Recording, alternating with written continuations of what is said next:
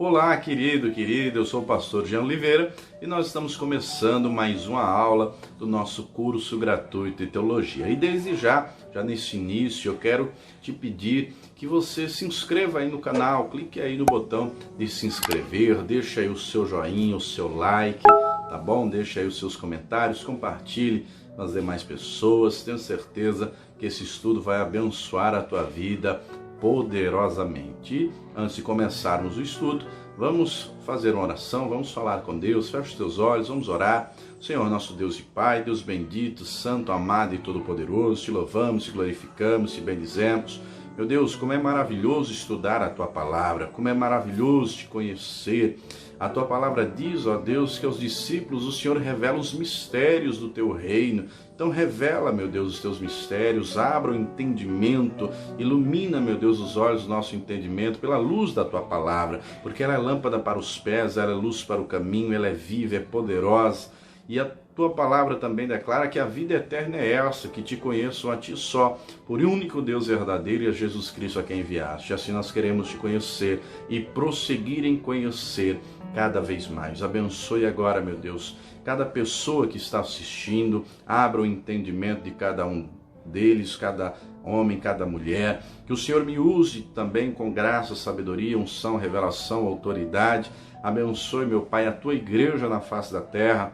Abençoe também, Pai querido, cada pregador do telhado que tem contribuído e vai contribuir para manter essa obra, em nome do Senhor Jesus, que assim seja feito. Amém. E graças a Deus. Amém? Então vamos lá, a aula de hoje nós vamos estudar a aula de número 16. A aula é sobre os livros de Judite, Sabedoria de Salomão e Baruque.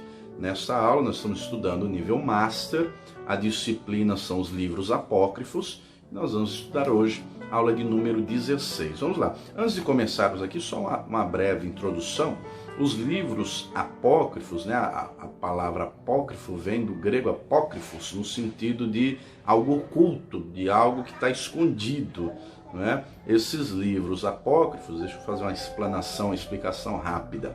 Eles estão inseridos na Bíblia Católica, só que na Bíblia Católica eles não são considerados apócrifos, eles são considerados deuterocanônicos, ou seja, acrescentados depois ao cânon. O que é o cânon? O cânon são os livros sagrados que são listados como tendo inspiração divina. E eu tenho uma pequena biblioteca, né? Até aconselho você, querido, querida, que monte a sua biblioteca, né? Não seja só um estudante, mas seja um estudioso da palavra de Deus. Monte sua biblioteca com bíblias, traduções diferentes, livros, né, para você adquirir mais conhecimento, estudar, né, se aprofundar no conhecimento. Mas eu tenho uma Bíblia aqui, que é uma tradução do padre Matos Soares, é uma Bíblia católica, a editora Edições Paulinas, e eu quero ler para você o que tem aqui na introdução desta Bíblia. Olha só, aqui na introdução vai dizer o seguinte: essa tradução aqui é de 1932 e ela vai dizer o seguinte, olha só, deixa eu ler aqui para você. Para nós, o cânon, a palavra cânon ou regra na Sagrada Escritura designa a coleção ou lista dos livros inspirados por Deus, reconhecida pela tradição e pela autoridade infalível da Igreja e proposta como regra de fé. Os livros que pertencem ao cânon são chamados canônicos. Todos os livros do Velho e do Novo Testamento são inspirados. Todavia, preste muita atenção nesse trecho aqui, ó. Preste atenção nesse trecho. Olha como é antiga a Bíblia. É de 1932. Preste atenção nesse trecho aqui que eu vou ler agora. Todos os livros do Velho e do Novo Testamento são inspirados. Todavia, nos primeiros séculos do cristianismo, numa ou noutra igreja, surgiram algumas dúvidas acerca da inspiração de alguns livros da Bíblia. As controvérsias, porém, não duraram muito, porquanto logo todas as igrejas concordavam em admitir a inspiração divina para aqueles livros. A partir do século XVI, preste atenção, a primeira tradução latina, assim podemos dizer, né, feita já depois da existência da Igreja Católica, é a tradução de Jerônimo, no século IV. Aqui está falando século XVI. Olha só, século XVI. Mas muito bem, continuando. A partir do século XVI, chamaram-se deuterocanônicos, ou livros cuja inspiração fora temporaneamente impugnada por alguma igreja, ou os outros, em vez, foram denominados protocanônicos. Então preste atenção, aqui mesmo nesta Bíblia Católica já está sendo dito que os primeiros livros são protocanônicos, ou seja, prontamente canônicos. Alguns outros foram acrescentados depois, e isso foi reconhecido no século XVI, ou seja, depois de mais de 1.200 anos de existência da Igreja Católica, que surgiu no ano 325. Mas deixa eu continuar aqui. Para nós católicos, gozam da mesma autoridade tanto os livros protocanônicos quanto os deuterocanônicos. Para nós protestantes, esses 7 livros são apócrifos. Para os católicos não são apócrifos, são deuterocanônicos, acrescentados depois ao cânon. Lembrando que até para os católicos tem alguns outros livros que eles também consideram apócrifos. Livros esses que a gente não está estudando agora, mas enfim, até eles consideram apócrifos. Mas deixa eu continuar aqui a leitura. Para os nossos católicos, gozam da mesma autoridade tanto os livros protocanônicos quanto os deuterocanônicos, porque são todos igualmente inspirados, ao passo que os protestantes não dão nenhuma autoridade aos livros deuterocanônicos, porque os consideram não inspirados, portanto, apócrifos. Os católicos consideram apócrifos certos livros antigos, os quais, embora considerados como inspirados por algumas igrejas particulares ou pelos hereges, não foram tais pela autoridade infalível da Igreja Universal e foram rejeitados como livros errôneos, pueris ou perigosos, ou então considerados não canônicos, sem autoridade alguma ou de alguma autoridade meramente humana ou apenas eclesiástica. Eu acabei de ler aqui a introdução. Olha só que coisa. Então, os próprios católicos, a tradução, e aqui nessa Bíblia tem uma nota da Secretaria do Vaticano elogiando o padre Mato Soares pela tradução aqui da Edições Paulinas, a tradução de 1932, mas eles mesmos reconhecem, eles mesmos caem em contradição. Mas muito bem, vamos aqui estudar hoje os livros de Judite, Sabedoria de Salomão e Baruque. Na apostila, o versículo inicial está em Colossenses 2,8, que diz assim: tendo cuidado para que ninguém vos faça presa sua, por meio de filosofias e vãs sutilezas, segundo a tradição dos homens, segundo os rudimentos do mundo, e não segundo Cristo. Olha só, o apóstolo Paulo tinha uma grande preocupação, porque naquele tempo surgiam alguns movimentos no tempo bíblico. Dentre eles, um movimento que estava ganhando muito espaço era o chamado gnosticismo. Gnosis, do grego, quer dizer conhecimento.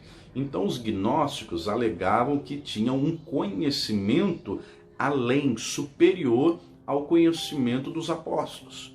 Só que esse conhecimento eles não dividiam com ninguém, era algo secreto, a pessoa tinha que vir até eles, se aproximar deles, para que essa pessoa fosse recebendo esse conhecimento. Só que o apóstolo Paulo, como aquele que é um bom pastor, que cuida das ovelhas, que avisa, que orienta, que ensina, que instrui, ele vai dizer, olha, tenha cuidado aí com as filosofias, com as vãs sutilezas, com as traduções do mundo.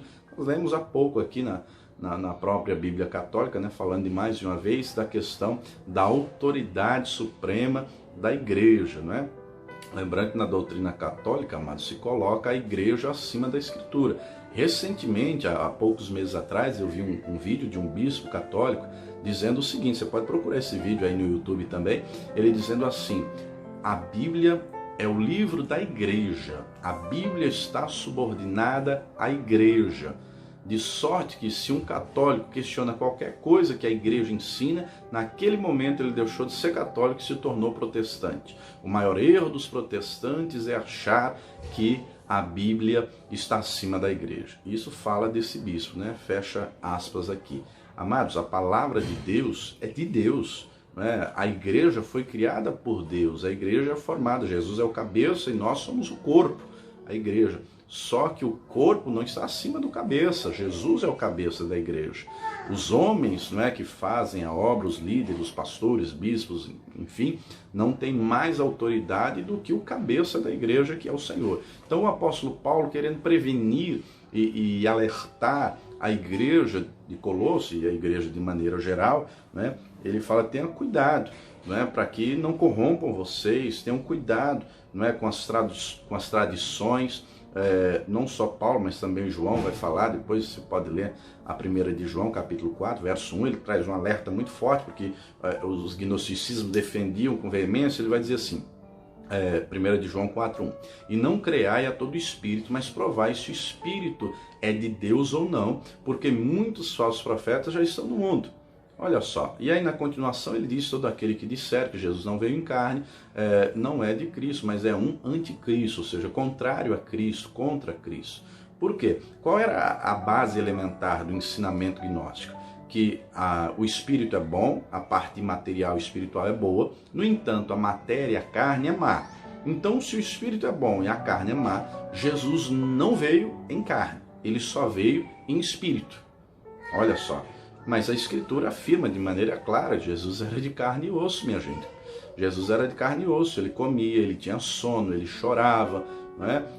A palavra deixa bem claro: ele se esvaziou da sua glória e se fez homem, e habitou entre nós, vimos a sua glória. Ele viveu como homem.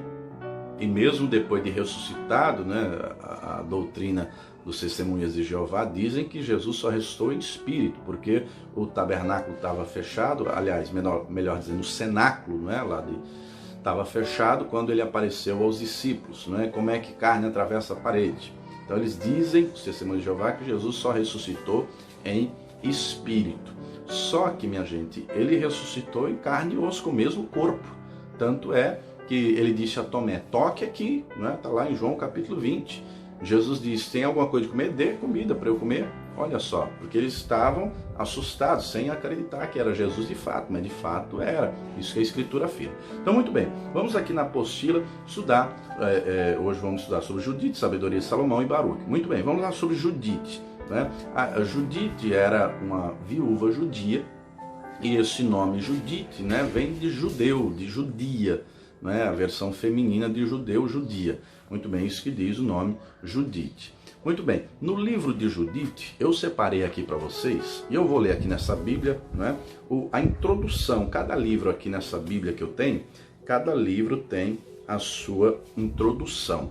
Deixa eu ler para vocês a introdução aqui do livro de Judite. Olha só, livro de Judite. Vou ler aqui só essa pequena introdução. Diz assim: o livro de Judite foi escrito em hebraico ou caldaico? É uma pergunta.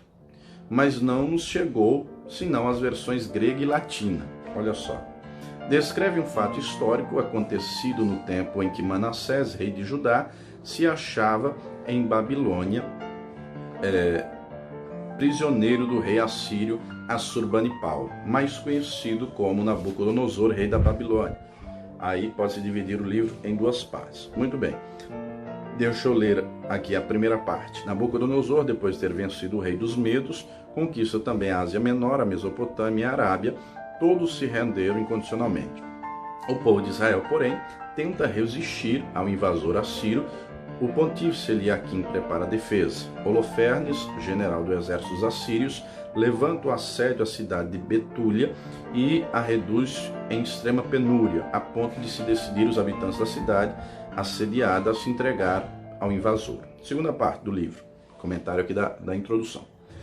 Uma piedosa viúva, Judite, vai com uma serva ao acampamento dos assírios, conduzida à presença de Holofernes, fica no campo alguns dias até que consegue corajosamente cortar a cabeça de Holofernes e conduzi-la a Betúlia. Os assediados atacam então de surpresa o inimigo, que foge em debandada espetacular. O pontífice Eliaquim e o povo homenageiam Judite e instituem uma festa como perpétua recordação da grande vitória.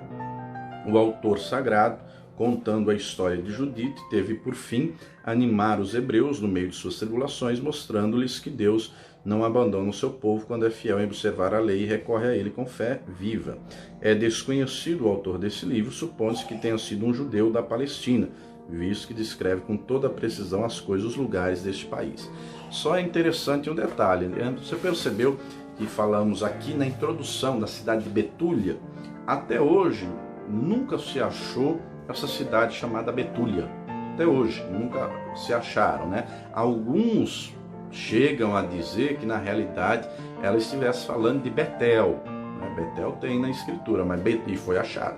Agora Betúlia nunca foi encontrado. Mas deixa eu ler aqui um outro comentário, né? Um outro comentário a respeito da história de Judite, que diz assim: o livro evoca de uma forma, aqui já na apostila, na página 1, o livro evoca em forma de uma narrativa simbólica a resistência do povo judeu representado pela mulher Judite, a judia, o inimigo em traços de Antíoco Epífanes, que viveu 170 a.C., mas também de todos os inimigos no decorrer da história que quiseram dominar o povo eleito.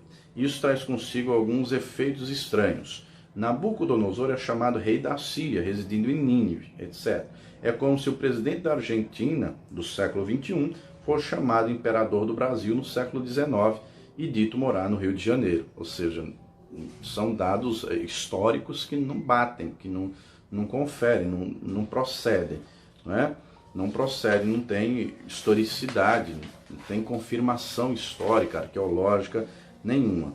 Muito bem, e é interessante que se você ler aqui lá o livro de Judite, não é? Até aconselho, se você puder, adquira uma Bíblia Católica a título de estudo, né? Porque na Católica tem esses 7 livros a mais, né? É uma diferença básica. Às vezes você não assistiu às aulas anteriores, mas deixa eu só recapitular algo básico. A diferença básica da Bíblia Católica para protestante é que na Católica tem 7 livros a mais que nós protestantes consideramos como livros apócrifos, que para os católicos não são apócrifos, são na realidade deuterocanônicos, ou seja, acrescentados depois ao cânon, à escritura, a lista dos livros que tem inspiração divina. Essa é a diferença básica. Para nós protestantes não faz parte, pelo primeiro fato, não tem inspiração divina, e segundo, não tem original hebraico, não é? Acabei de ler para você aqui a introdução dizendo que não se sabe se tem original hebraico, não é? Na introdução da Bíblia, enfim, da Bíblia Católica, que eu acabei de ler.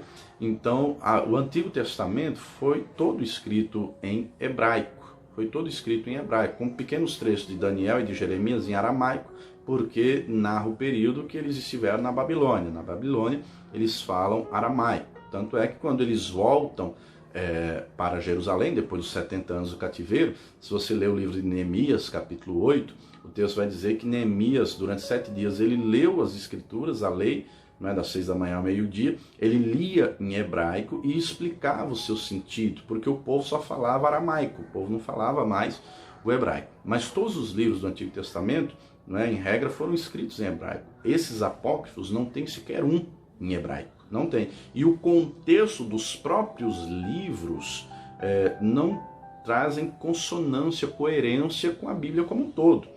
Lembrando, querido, querida, que para estudar a Escritura de maneira correta, não é, para entender o que são doutrinas bíblicas, para entender o que de fato a Bíblia expõe, nós temos que analisar a Bíblia como um todo, de Gênesis a Apocalipse. Texto fora de contexto é pretexto para heresia. Então a gente tem que analisar o contexto de tudo, não é, que está escrito. Hoje, em pleno século XXI, nós temos, infelizmente, muita gente que pega um versículo só para fazer disso uma doutrina.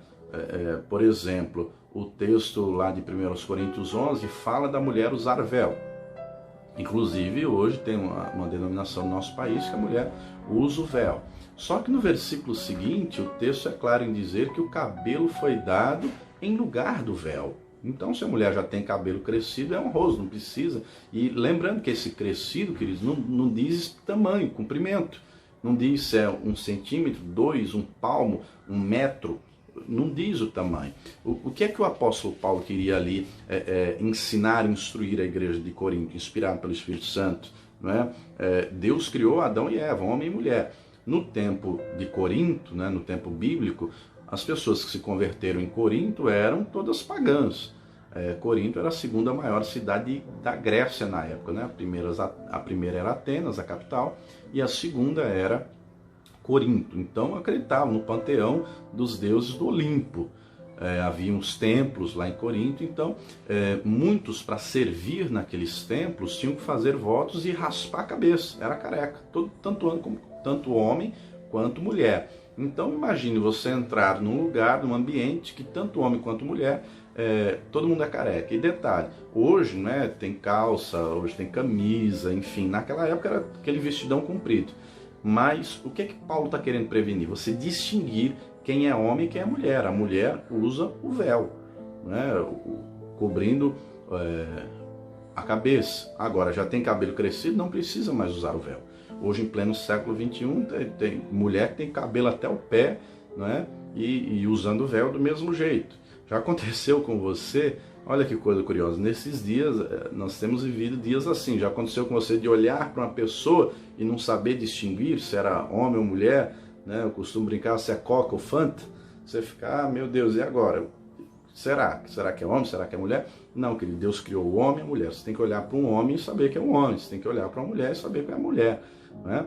É essa certeza que nós temos que ter. Então, nós temos que estudar a Escritura como um todo. E para entender aqui aquilo que é inspiração divina, aquilo que de fato faz parte da palavra de Deus, quando nós analisamos esses 7 livros, no contexto deles, né, tirando o fato de já não ter original em hebraico, né, não ter sido aceito como inspirado, quando você pega o próprio livro, você começa a ver que o contexto não tem nada a ver. Aqui no livro de Judite, em todo o tempo, querido, é enfatizado o eu da Judite. Ela é a heroína, a honra é para ela, a glória é para ela, é tudo para ela. No contexto bíblico a gente não vê isso, amados. No contexto bíblico, o homem de Deus, a mulher de Deus, pode ter tido uma grande vitória, mas reconhece que quem deu as vitórias foi Deus. Foi Deus que deu toda a honra e toda a glória ao Senhor. Toda a honra e toda a glória ao Senhor. É Ele que faz, Ele que opera, Ele que abençoa, Ele que dá a vitória. O homem de Deus, a mulher de Deus, reconhece que a vitória vem de Deus. No contexto aqui de Judite, ela chama para si, porque ela foi lá no acampamento do inimigo, né? Se você lê o capítulo 12, ela chega lá a comer com o Holofernes, que era o general inimigo, né? Chega lá a se banquetear e a intenção do Holofernes era se deitar com ela. O texto não diz com todas as letras, mas não se fala em que momento ela consegue cortar a cabeça do Holofernes, mas ela volta para o povo de Israel com a cabeça do Holofernes e ela é ovacionada. Querido, querida, na escritura inteira, quando Deus se dirige a um homem, pode ser ele rei, profeta, sacerdote, Deus se dirige dizendo, viste o meu servo. Quando Deus falou com Josué, Josué 1, Deus disse assim, meu servo Moisés é morto. Quando Deus se dirige, por exemplo, Jó capítulo 1, ele falando com Satanás, ele diz, viste meu servo Jó? Então, em todo tempo é meu servo. Você não encontra na escritura, viste Deus falando, viste meu rei, meu sacerdote, meu apóstolo, meu bispo, Não, é meu servo. Jesus disse em João 12, 26, se alguém quiser me servir, siga-me, e onde eu estiver, está lá, ali também o meu servo. E se alguém me servir, o Pai o honrará. Mas o servo de Deus, a serva de Deus, né, que é cheio do Espírito Santo, entende que por mais que seja usado, sei lá, para pregar, para ensinar, para orar, expulsar demônios, curar enfermos, ganhar almas, o homem de Deus, a mulher de Deus sabe que é o Espírito Santo que está operando tudo isso e não toma para si a glória que é do Senhor. Né? Depois você confere lá em Atos, né? Herodes não deu glória a Deus e diz o texto que ele morreu comido de bicho, tem até um corim de fogo, né? Que diz, e se não der glória a Deus, vai morrer comido de bicho. Então, voltando aqui no contexto do livro de Judite, já estou aqui na página 2 da apostila, né? Você que é aluno aí do curso, né? Acompanha essa videoaula e acompanhe também com a sua apostila, né? Acompanhe porque fica mais fácil de você compreender. Muito bem, aqui na página 2, falando ainda do livro de Judite, deixa eu ler o último parágrafo fala de Judite, que diz assim, e continuando a narração de Judite, capítulo 3, versículos 14 e 16, lemos as seguintes frases. Judite começou a gritar, lá na frente diz, nessa noite ele matou o inimigo através da minha mão. O Senhor o matou pela mão de uma mulher. Viva o Senhor que me protegeu no meu plano. Olha só. que me protegeu no meu plano, ele matou pela minha mão. Olha só. Aí Osias diz a Judite, que o Altíssimo abençoe você, minha filha, mais do que todas as mulheres. Essa menção mais do que todas as mulheres, né, é uma comparação com a Maria, né? Quando o anjo vem a Maria, a saudação, Maria, mãe de Jesus, né? A saudação é salve agraciada, bendito o fruto do teu ventre, né? Você é mais escolhida, agraciada entre as mulheres. Então, esse texto aqui, a menção é clara, meu plano, o que eu fiz, olha só que coisa. Queridos, quem dá estratégia, quem dá a direção é Deus. Se você pegar no contexto bíblico do próprio Antigo Testamento, você pega, por exemplo, Juízes, né, com Gideão. Gideão não tinha uma estratégia de como derrotar os midianitas. Deus deu. Deus mandou ele ir no acampamento dos inimigos, você pode conferir isso lá em Juízes capítulo 7, e ele ouviu, né, da boca dos inimigos a estratégia militar que ele teria a vitória. Então, quem foi que mandou ele lá? Deus. Deus usa a boca do inimigo para ele dar a estratégia. Mas você lembra lá do texto? Qual é o grito? Qual é o grito no momento lá da estratégia que o Gideão implementou? Qual é o grito? Espada do Senhor e de Gideão. Primeiro, o Senhor está em primeiro lugar. Então aqui no contexto de Judite, o Senhor não está em primeiro lugar coisa nenhuma. Muito bem. Continuando aqui na apostila, o próximo livro apócrifo que nós vamos estudar dessa disciplina é o livro de Sabedoria de Salomão, não é? Sabedoria de Salomão, embora se fale Sabedoria de Salomão, na própria introdução da Bíblia Católica, tem isso aqui mencionado na apostila, né?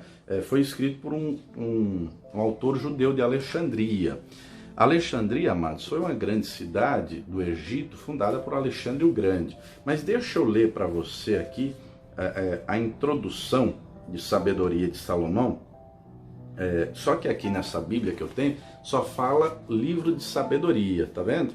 Livro de sabedoria. E essa menção tá bem aqui, ó. Tá bem aqui no final. Olha só. Mas deixa eu ler aqui para você. O fim principal, eu vou ler essa introdução aqui. O fim principal deste livro foi expor aos judeus e pagãos contemporâneos a perfeição da fé e da vida que é recomendada pela verdadeira sabedoria, em contraste com os falsos princípios e maus costumes que a sabedoria humana sugere. Em belíssimo grego, com um estilo variado, mas quase sempre sublime, o autor sagrado pinta dois grandes quadros. No primeiro, apresenta a sabedoria sob o ponto de vista intelectual e moral. No segundo, nos apresenta pelo lado histórico. Interessante que em nenhum momento se fala em sabedoria de Deus, né? Se você puder, confira depois Tiago, capítulo 3, que fala da sabedoria de Deus, né? Tiago 3, versículo 13 em diante, vai falar da sabedoria de Deus. Mas vamos continuar aqui. O livro, pois, divide-se em duas partes. Primeira, exorta, capítulos 1 a 9, exorta a prática da justiça e da religião, fontes de felicidade e de imortalidade, e mostra a diferente sorte do justo e do ímpio, nessa vida e na outra. Termina concitando a tomar-se a sabedoria como norma de vida. Segunda parte do livro, capítulos 10 a 19. Antes trata das maravilhas operadas pela sabedoria nos patriarcas, desde Adão até Moisés. Lembrando, amados, que os patriarcas, biblicamente falando, são Abraão,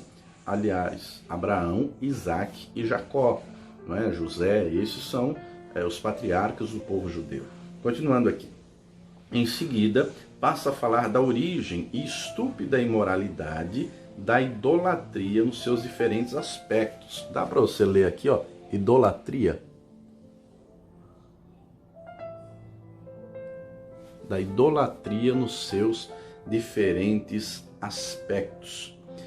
Finalmente estabelece o contraste entre o justo e o ímpio, pondo em paralelo judeus e egípcios, particularmente nas pragas do Egito.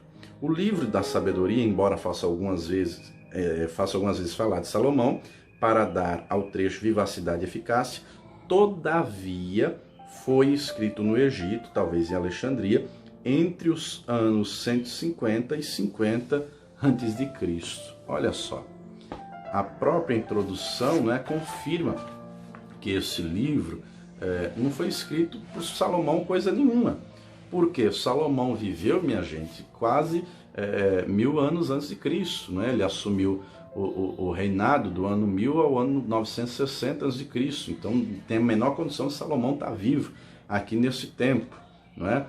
Mas tem um trecho aqui do próprio livro, no capítulo 9, deixa eu ler aqui para você, no capítulo 9, de Sabedoria de Salomão, no capítulo 9, versículo 7, que diz assim: escolheste-me para rei do teu povo e para juiz dos teus filhos e filhas, e mandaste-me edificar um templo sobre o teu santo monte e um altar na cidade da tua habitação, conforme o modelo do teu santo tabernáculo que preparaste desde o princípio. Olha só. Então, o próprio texto é completamente fora de contexto, é completamente contraditório, né?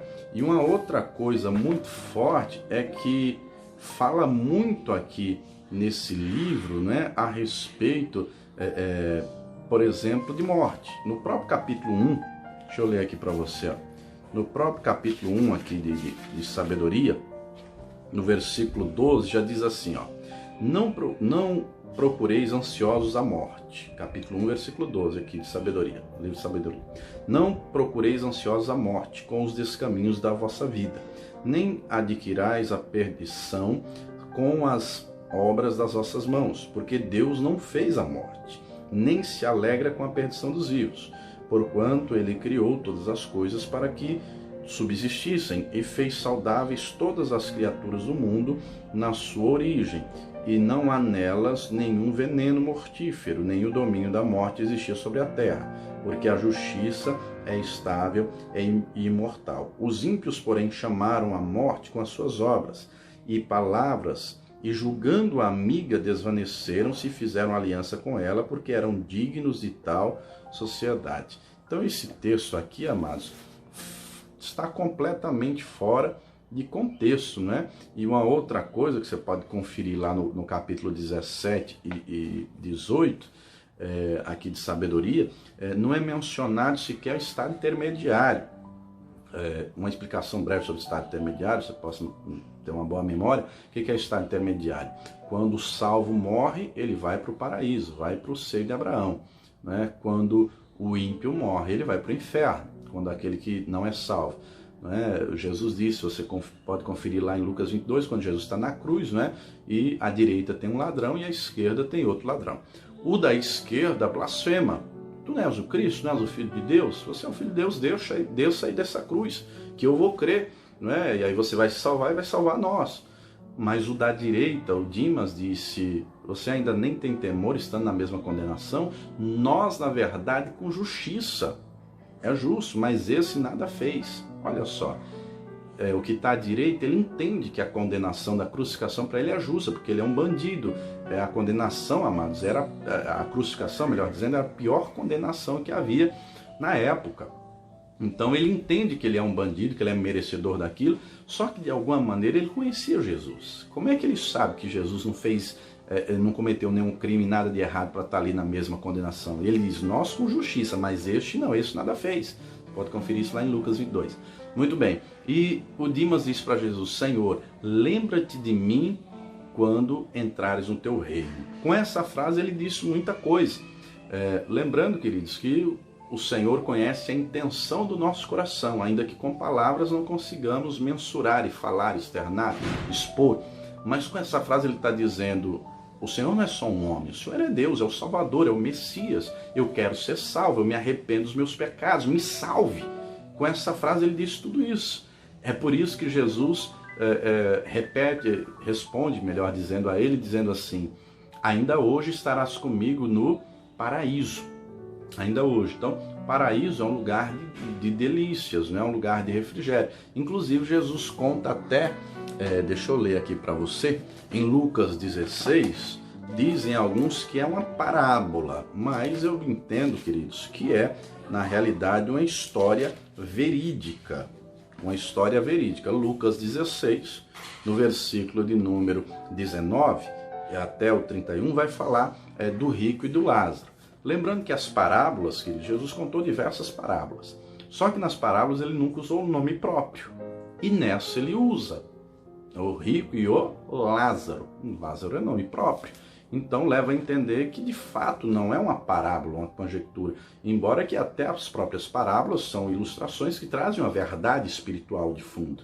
Mas aqui é uma história verídica. Então ele fala que morreu um e morreu o outro, morreram ambos. Só que o rico foi para o Hades. Deixa eu ler o texto. E o Lázaro foi para o seio de Abraão.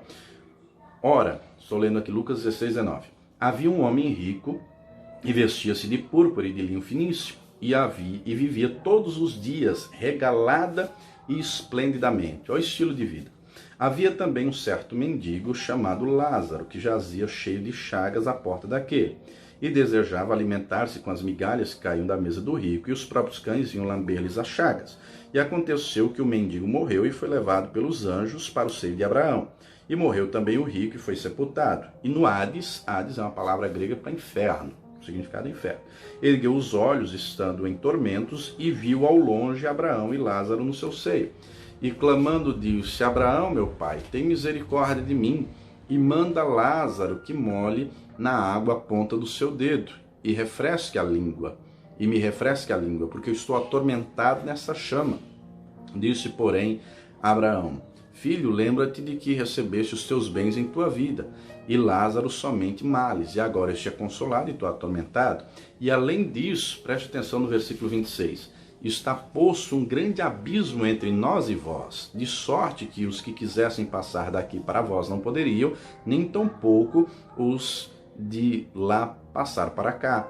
E disse ele: Rogo-te, pois, ó pai, que o mandes à casa de meu pai, pois tenho 5 irmãos, para que lhes dê testemunho, a fim de que não venham também para este lugar de tormento. Disse-lhe Abraão: Eles têm Moisés e os profetas, ouçam-nos. E disse ele: Não, Abraão, meu pai, mas se algum dos mortos fosse ter com eles, arrepender-se-iam. Porém, Abraão lhe disse: Se não ouvem a Moisés e os profetas, tampouco acreditarão que algum dos mortos ressuscite. Lembrando que aqui Moisés e os profetas, queridos, representam a palavra, né, a palavra de Deus e aqueles que pregam a palavra.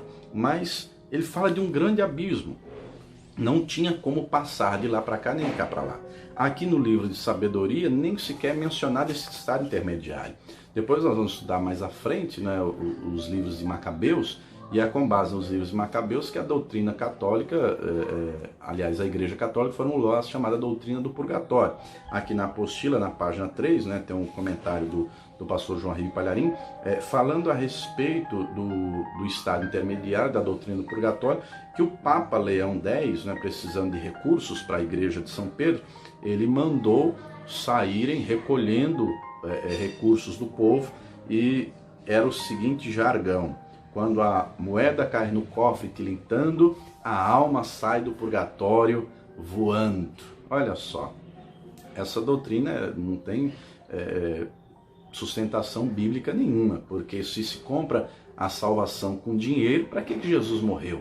Não é? Para que é o sacrifício de Jesus? Está escrito, 1 de Pedro, capítulo 1, não é? Do versículo 17 em diante, não é? Sabendo que não fostes comprados nem com prata, nem com ouro, nem resgatados da vossa vã maneira de viver, que por tradição receberam de seus pais, mas com o precioso sangue de Jesus. 1 Coríntios 6,20 diz: nós somos comprados por bom preço. Que preço foi esse, querido? Preço de sangue.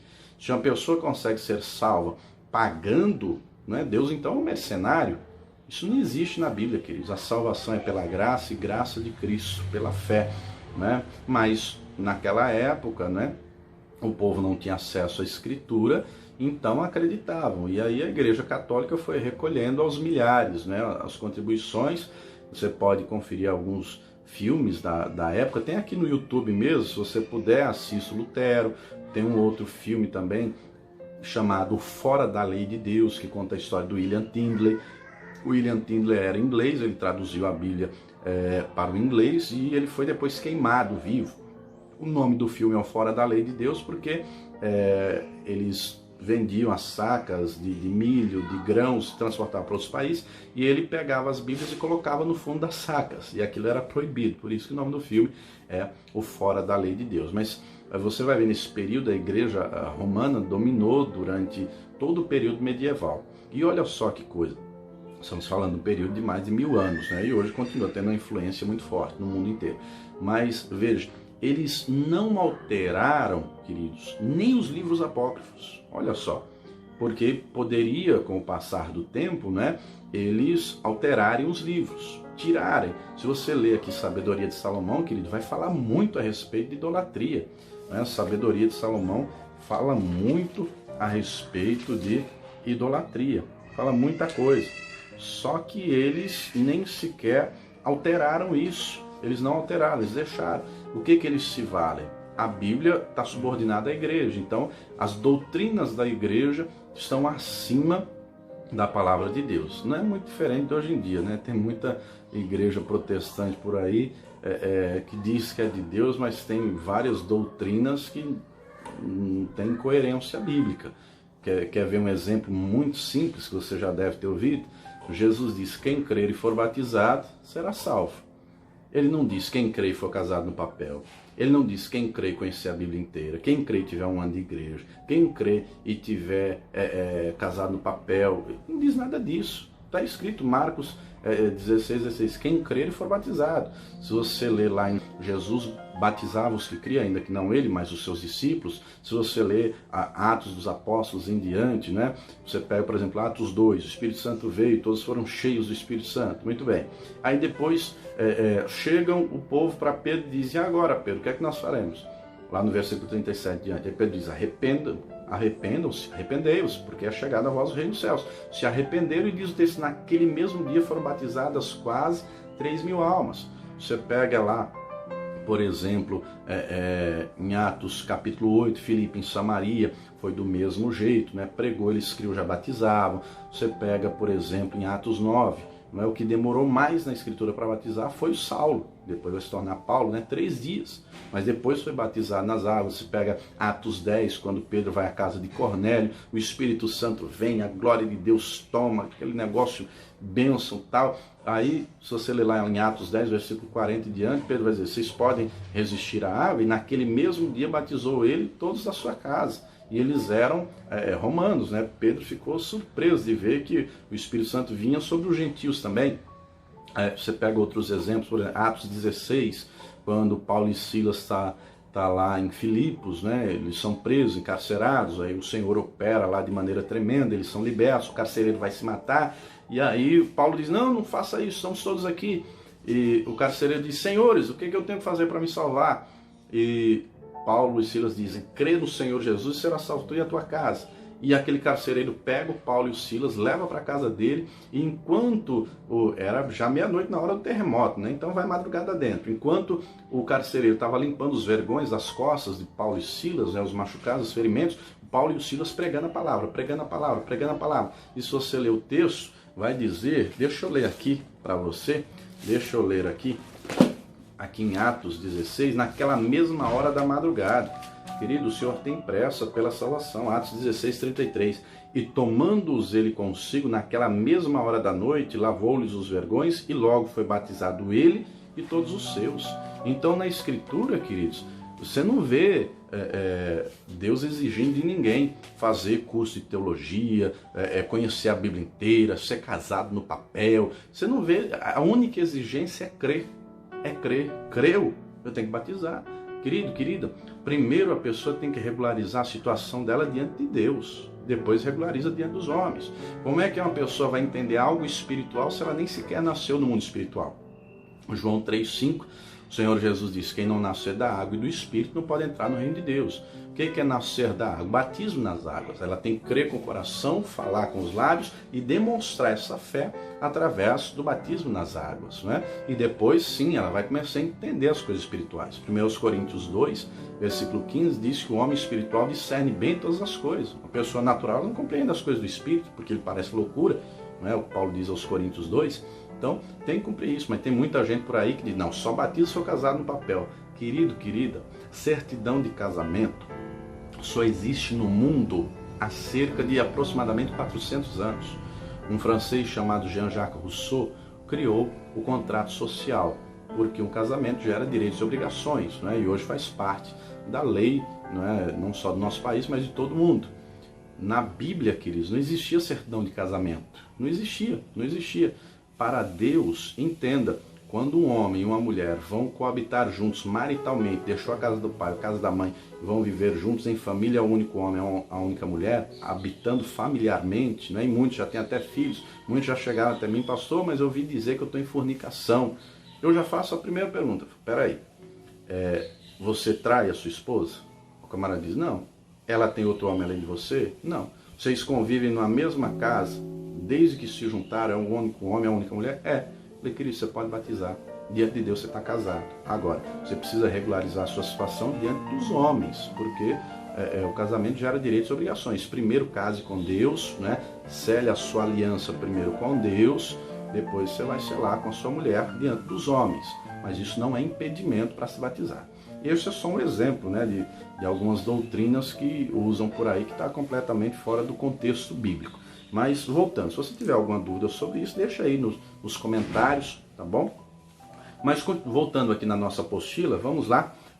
O terceiro livro, estudamos então Judite, estudamos Sabedoria de Salomão e vamos aqui para Baruque. Então, o livro de Baruque, né, esse Baruque aqui seria o secretário do profeta Jeremias, né, aquele que redigia os textos de Jeremias. É interessante, né, que fala que ele é o secretário, mas no comentário da Bíblia da edição pastoral, né, confunde os leitores. Diz assim que Baruque foi escrito por Baruque, porém a Bíblia Católica usa a afirmação que não são de Baruque, como no texto introdutório.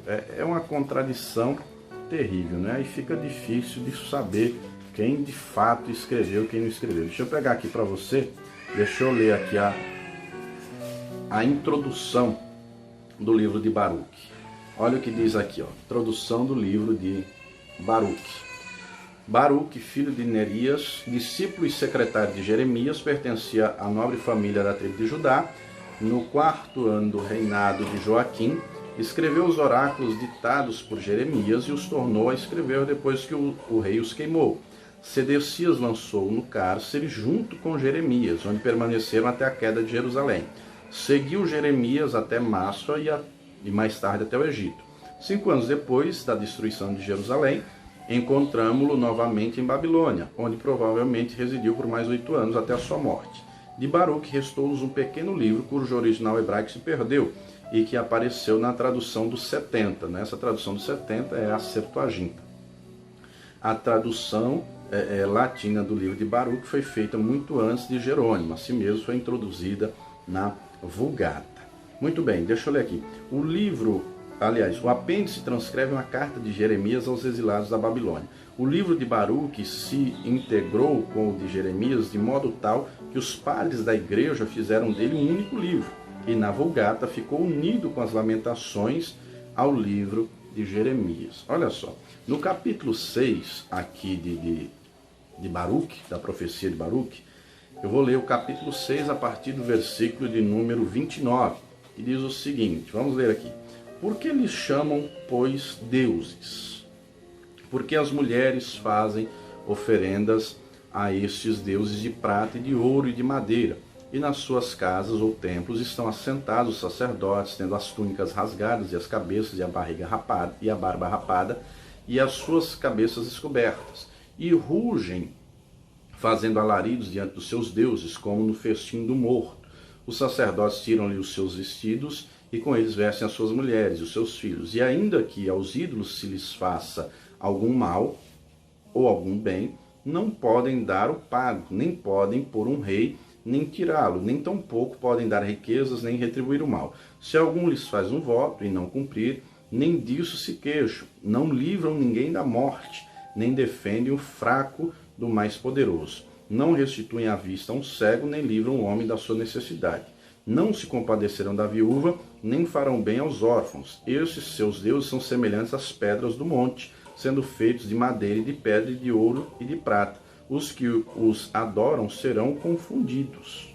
Como se pode, pois, pensar ou dizer que eles são deuses? Olha só, está escrito aqui, mas muita gente ainda acredita, não é? Mesmo com esse texto claro, infelizmente muitos católicos ainda acreditam em imagem de escultura. Então, o contexto do livro, amados, é completamente contraditório. Então, examinando, por isso nós entendemos que não tem inspiração divina e não faz parte, né, da Bíblia dos protestantes. Então, nesse trecho particular que eu li, do capítulo 6, né, fica evidente, né, como o livro, além de contraditório, combate também a idolatria. Então, meu querido, minha querida, nós vamos ficando por aqui. Se você tiver alguma dúvida, alguma pergunta, deixa aí nos teus comentários. Depois, né, eu vou fazer alguns vídeos, se vocês deixarem algumas dúvidas, eu faço alguns vídeos pequenos, curtos, depois só para tirar as dúvidas, tá bom? Que Deus te abençoe, que espero em Deus que essa aula tenha aberto o teu entendimento, tenha te esclarecido. Se inscreva aí no canal, ative aí as notificações para você receber as próximas aulas que eu postar. E também, algo muito importante que eu quero te pedir é para que você se torne um pregador do telhado, nos ajude, contribua com essa obra. Assista esse recado importantíssimo que eu vou te dar agora. Deus te abençoe. Também é nosso convidado a se tornar um pregador do telhado. Os pregadores do telhado são aqueles que contribuem com essa obra, para que esse curso de teologia, esse curso gratuito de teologia aconteça. Você também é nosso convidado a se tornar um pregador do telhado. São aqueles que fazem doações, não é? Você pode doar depositando a tua oferta no Banco Bradesco, agência 1074, conta 35333, dígito 7. Vou repetir, agência 1074, conta 35333, dígito 7, isso no Banco Bradesco. Você também pode contribuir através do Banco Itaú. No Banco Itaú, agência 0355, a conta é 07777, dígito 7.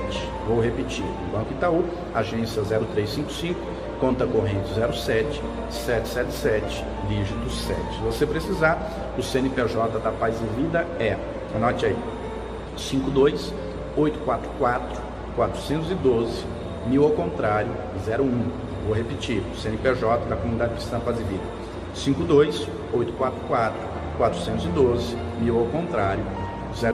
A Escola Superior de Teologia João Henrique Palharim é mantida pela Comunidade Cristã Paz e Vida. Então, torne-se um pregador do telhado. Hoje é muito fácil, né? Você tem aí um celular, um notebook, um tablet, está aí na tua mão, você pode fazer a doação, pode contribuir, e eu tenho plena certeza que o Senhor nosso Deus vai te recompensar abundantemente. Amém?